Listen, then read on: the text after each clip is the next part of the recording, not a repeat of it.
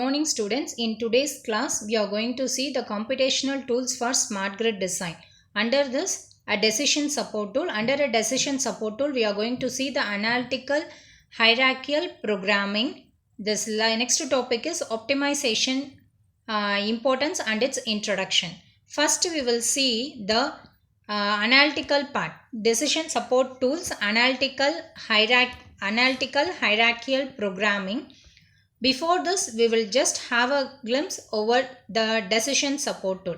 So the decision support tool DA must be implemented with care. Why? Because when the available data, you will have the data recorded. The recorded data will be available in data system operator, that is DSO. So when the DSO is having all the available data, this DSO will be available in Department of Energy office, DEO office it will be having. So if all the available data is taken from DSO, and if it is, it will check whether the obtained data is adequate or inadequate. If the available data is going to be inadequate to support for the analysis, then it is very difficult for us to evaluate the effectiveness. As if this data is not proper, if it is not supporting for the further analysis, then the effectiveness of this complete system will get disabled, which will lead to oversimplification of your problem. Therefore, the outcome of your decision support is not amenable to traditional statistical analysis. And also, strictly speaking, by the tenets of DA, that is decision support tool, your preferred strategy or treatment is one of the yields that the greatest utility, no matter how narrow the margin of improvement. Therefore, you have to maximize the occurrence of your favorable outcome. And also your decision support tool is particularly useful in handling the multi-objective functions or attaining several goals of your smart grid where the risk and possibilities are included. So these are all some important tips that we need to remember when we are going to incorporate this decision support tool in computational technique. The next one what we are going to see is, here we are going to see the decision support tool, analytical hierarchical programming. It is one of the programming method that is available under decision support tool.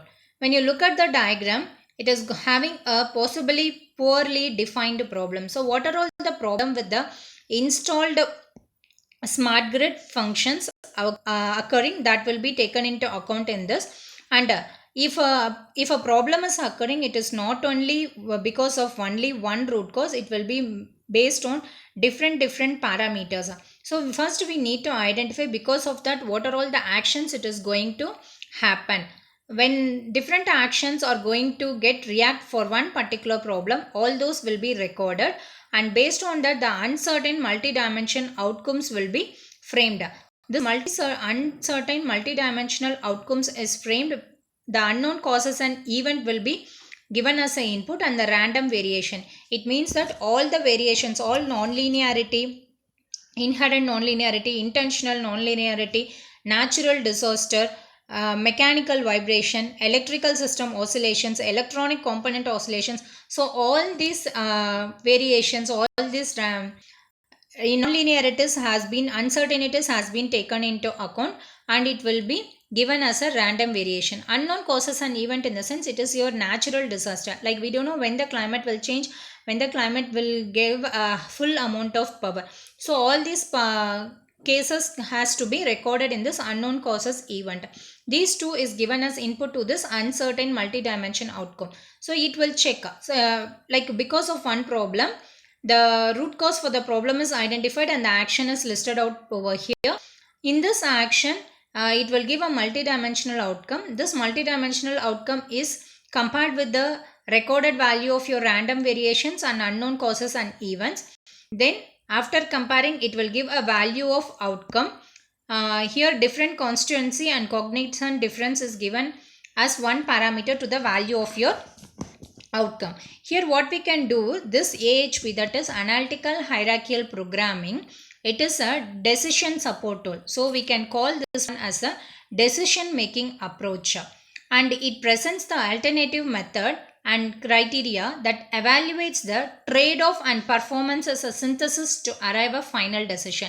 Suppose if you wanted to go for arriving the final decision, Before that, we will use this hierarchical analytical programming, which is nothing but the decision making approach. This will present alternatives and criteria, and it evaluates the trade-off and performs a synthesis to arrive your final conclusion part. So AHP, that is analytical hierarchical programming, is appropriate for cases involving where we have both qualitative and quantitative analysis are there. There we will be using this AHP. Figure analytical hierarchical programming will explain. So whatever I have explained over here, that belongs to your analytical hierarchical programming. When you look at this, it has got its widest application in multi-criteria decision making. Even in case if it wants to have one particular outcome, it will have a multi-criteria decision making in planning and resource allocation and in conflict resolution. So in its general form, AHP, whatever we have programming, whatever we are going to program it, it is going to be the nonlinear framework, and it can carry both your deductive and inductive thinking without the use of syllogism by considering several factors simultaneously, allowing for dependence and feedback and making numerical trade-off to arrive at synthesis for the conclusion.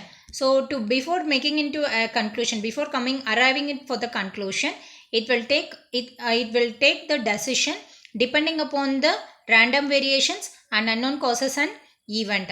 Therefore, the composite priority of each alternative at the bottom level of hierarchy may be represented in the multilinear form. In the multilinear form, if you expand it, here you will be having x1, x2 until xp, I1, I2, IP. It is the instant occurring. x1 is the variable occurring at I1 instant, x2 is the variable occurring at I2 instant, x3 is the variable occurring at IP instant. Likewise, it goes on.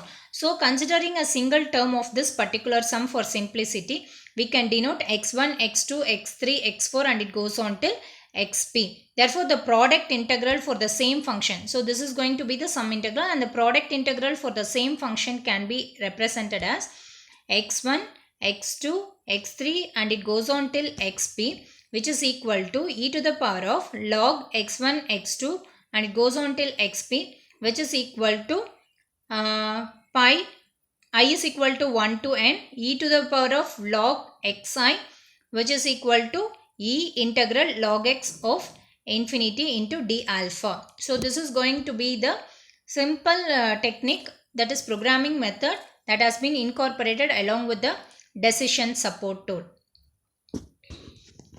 Next one is going to be here if you check, the AHP is a decision making approach that presents the alternative and criteria, evaluates the trade-off and performs a synthesis to arrive at the final decision. And therefore in this cases it involves both qualitative and quantitative analysis. So all these things we have discussed earlier, and also it is found its widest application in multi-criteria decision making, in planning and resource allocation and in conflict resolution. In general form, we can say AHP is a nonlinear framework for carrying out both deductive and inductive thinking. Next is going to be your optimization. So before getting into the optimization technique, we'll check what are the introduction about the optimization technique. The introduction on your optimization technique means we have to check whether the optimization has to be do it for a static system or a dynamic system. So when you consider the optimization technique, it is going to have a static technique and dynamic technique. You can see it is going to be static technique and this is your dynamic technique. Both are going to optimize the power system, such as like a standard static technique, we have linear programming model, non-linear programming model, integer programming model, quadratic programming model, barrier method, dynamic programming. Whereas in case of adaptive programming, we have a neural method, heuristic dynamic programming method, dual heuristic programming model, action dependent heuristic programming and action dependent dual heuristic programming.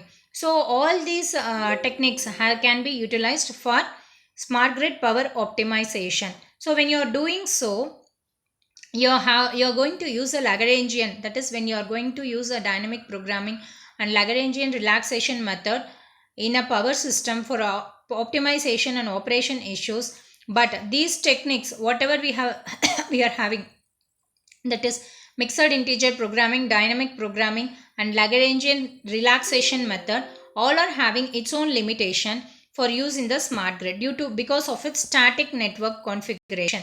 Therefore, in order to have the better power optimization in conjunction with the DS tool, so if you wanted to have the power optimization when you use a static technique, you have to incorporate this along with the decision support tool uh, plus this optimization technique tool to have a better power optimization.